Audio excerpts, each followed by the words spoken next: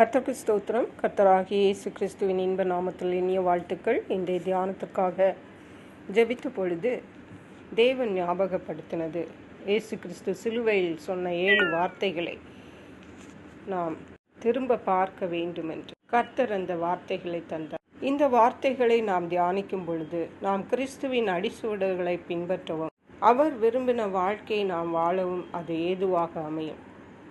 முதலாவதாக 1ஆம் வார்த்தை லூக்கா எழுதின சுவிசேஷம் 23ஆம் அதிகாரம் 34ஆம் வசனம்.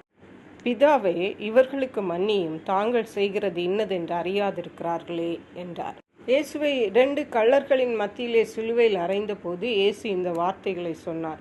அவரை அவ்வளவு துன்பப்படுத்தியும் அவ்வளவு காயப்படுத்தியும் சிலுவையிலே கள்ளர்களின் மத்தியிலே அறைந்த போது, பிதாவே அவர்களை மன்னியும், அவரை கஷ்டப்படுத்தினவர்களை அவரை துன்பப்படுத்தினவர்களை மன்னியும் என்று அவர்களுக்காக வேண்டினார். இந்த மன்னிக்கிற சுபாவம் கிறிஸ்தவத்தின் மேன்மையான ஒரு குணம், அது இன்றிமையான ஒரு குணம். நாம் பிறருக்கு மன்னிக்கிறது போல தான் நம்முடைய பாவங்களும் நமக்கு மன்னிக்கப்படும். இயேசு கிறிஸ்து சொல்லி கொடுத்த ஜெபத்தில் கூட, எங்களுக்கு விரோதமாய் பாவம் செய்கிறவர்களை நாங்கள் மன்னிக்கிறது போல எங்கள் பாவங்களை எங்களுக்கு மன்னியும் என்று சொன்னார். நாம் பிறருக்கு ஏதோ ஒருவருக்கு ஒரு பாவத்தை மன்னிக்காவிட்டால் அதன் அர்த்தம் என்ன என்றால், பிதாவாகிய தேவன் நம்முடைய ஒரு பாவத்தை மன்னிக்கவில்லை என்பது. ஆகவே மற்றவர்களை எல்லா காரியத்திலும் 100% மன்னிப்போம். நம்முடைய பாவங்களையும் 100% மன்னிக்கப்படும்படியாக இருப்போம். பிதாவானவர் நம்மை மன்னிப்பாராக. இயேசு கிறிஸ்து நம்மை மன்னிப்பாராக.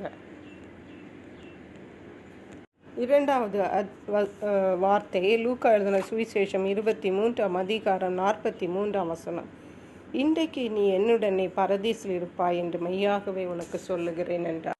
இயேசு கிறிஸ்துவின் பக்கத்திலே அறையப்பட்ட ஒரு கள்ளன் அவரிடத்திலே, ஆண்டவரே, நீர் உம்முடைய ராஜ்யத்தில் வரும்போது அடியனை நினைத்தருளும் என்று வேண்டிக் கொண்ட பொழுது, அந்த கடினமான சூழ்நிலையின் மத்தியிலும் தன்னுடைய பலகீனத்தையோ கஷ்டத்தையோ பார்க்காதபடி அந்த மனிதனிடத்தில், அந்த கள்ளனிடத்தில், இன்றைக்கு நீ என்னுடனே பரதீசில் இருப்பாய் என்று அந்த மனிதனை ரட்சிக்கிறதை பார்க்கிறோம்.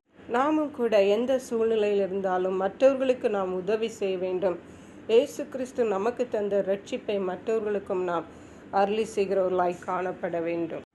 3வதாக யோவான் எழுதின சுவிசேஷம் 19ஆம் அதிகாரம் 26-27 வசனங்களிலே, இயேசு தனக்கு அருகே நின்ற தாயையும் தமக்கு அருகே நின்ற தமக்கு அன்பான சீஷனையும் கண்டு தம்முடைய தாயை நோக்கி, ஸ்திரீயே, அதோ உன் மகன் என்றும், அந்த சீஷனை நோக்கி, அதோ உன் தாய் என்றும் சொன்னார். இயேசு கிறிஸ்து இந்த உலகத்திலே 33 வருடங்கள் வாழ்ந்தார். அப்பொழுது அந்த தாய் தகப்பனுக்கு அவர் கீழ்ப்படினார். அந்த தாயை பற்றினதான அக்கறை, இயேசு கிறிஸ்துவின் தாயை இயேசு கிறிஸ்துவனுடைய சிலுவையின் அருகே நின்றிருக்கிறார்கள். அந்த தாய்க்கு தான் செய்ய வேண்டிய கடமையை தவறாமல் தனக்கு அன்பான, தமக்கு நம்பிக்கையான, தன்னுடைய தாயை கவனித்து கொள்வார் என்ற அந்த நம்பிக்கையுள்ள அன்பான சீஷனாகிய யோவானிடத்தில் ஒப்புவித்தார்.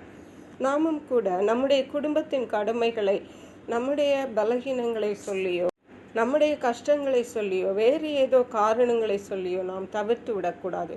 அது யாரானாலும், நம்முடைய தாயோ நம்முடைய குடும்பத்தினர் யாரானாலும், அவர்களுக்கு நாம் செய்ய வேண்டிய கடமை நாம் சரியாக செய்ய வேண்டும். விசேஷமாக தாய் தகப்பன்மார்க்கு நாம் செய்ய வேண்டிய கடமையிலே நாம் உண்மையுள்ளவர்களாய், ஜாக்கிரதை உள்ளவர்களாய் காணப்பட வேண்டும். 4வதாக மத்தேயு எழுதின சுவிசேஷம் 27ஆம் அதிகாரம் 46ஆம் வசனம் சொல்லுகிறது. 9ஆம் மணி நேரத்தில் இயேசு, ஏலி ஏலி லாமா சபக்தானி என்று மிகுந்த சத்தமிட்டு கூப்பிட்டார். அதற்கு, என் தேவனே, என் தேவனே, ஏன் என்னை கைவிட்டீர் என்று அர்த்தம். இயேசு சிலுவையின் பாதையில கடந்து சென்ற போது மிக மிக மிக கடினமான ஒரு சூழ்நிலை. அவர் பிதாவாகிய தேவனிடத்திலே நம்பிக்கை கொண்டு அவரையே முழுவதும் சார்ந்திருந்தார். ஆனாலும் இவ்வளவு கடினமான பாதைக்கு பிதாவானவர் அனுமதிப்பார் என்று அவர் நினைத்திருக்க மாட்டார். பிதாவோ அவரை நொறுக்க சித்தமானார் என்று ஏசாயா தீர்க்கதரிசி 53ஆம் அதிகாரத்தில் வாசி. அப்பொழுது இயேசு இவ்வளவு கடினமான பாதைகளை பார்த்து, என் தேவனே, என் தேவனே, ஏன் என்னை கைவிட்டீர், அதாவது அதற்கு பின் இருக்கிறதான மகிமையை நினைக்க கூட கூடாமல் அந்த மிகுந்த கடினத்திலே தேவன் கைவிட்டது போன்ற ஒரு சூழ்நிலை, கள்ளர்களின் மத்தியிலே, சத்துருக்களின் மத்தியிலே கைவிடப்பட்டவரை போல தொங்கி இருந்தார். இவையெல்லாம் நமக்காகவும் உங்களுக்காகவும் எனக்காகவும் பிதாவினிடத்திலே தன்னுடைய பாரத்தை அவர் சொல்லுகிறார். ஏன் என்னை கைவிட்டீரன்? ஆனாலும் ஏசாயா தீர்க்கதரிசியின் புஸ்தகம் 54 அதிகாரத்தில், இமைப்பொழுது உன்னை கைவிட்டேன், நித்திய கிருபையுடன், ஆனாலும் நித்திய கிருபையுடன் என்னை சேர்த்து கொள்வேன் என்று தேவன் சொல்லுகிறார். 5வதாக யோவான் எழுதின சுவிசேஷம் 19 அதிகாரம் 28 தாகமாயிருக்கிறேன் என்றார். இயேசு கிறிஸ்து மாம்சீக தாகம் இருந்தாலும் அவருக்கு ஆத்ம தாகம் அதிகமாயிருந்தது. அதை தான் அந்த இடத்திலே அவர் வெளிப்படுத்துகிறதை பார்க்க. மாம்சீக தாகத்திற்கு அவர்கள் கொடுத்த காரியம் கசப்பான காடி கொடுத்தார். இயேசுவின் தாகம் ஆத்துமாக்களை பற்றினதாயிருக்கிறது. இன்றைக்கு நம்முடைய தாகமும் அதுவாகவே ஆத்ம தாகமாய் காணப்படட்டும். 6வது வார்த்தை யோவான் எழுதின சுவிசேஷம் 19 அதிகாரம் 30 இயேசு காடியை வாங்கின பின்பு முடிந்தது என்று சொல்லி தலையை சாய்த்தார். எல்லாம் அவர் முடித்துவிட்டு, தன்னுடைய கடமைகளை இந்த உலகத்திலே அவர் முடித்துவிட்டு, தன் பிதாவின் சித்தத்தை நிறைவேற்றிவிட்டு, இந்த உலகத்தில் எல்லாருக்கும் செய்ய வேண்டிய கடமைகளை நிறைவேற்றிவிட்டு, எல்லாம் முடிந்தது என்று சொல்லி பார்த்து முடிந்தது என்று சொன்னார்.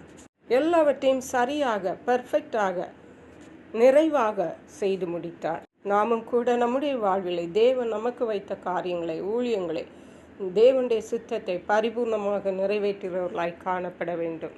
7வதாக லூக்கா எழுதின சுவிசேஷம் 23 அதிகாரம் 46 இயேசு, பிதாவே, உம்முடைய கைகளில் என் ஆவியை ஒப்புவிக்கிறேன் என்று மகா சத்தமாய் கூப்பிட்டு சொன்னார்.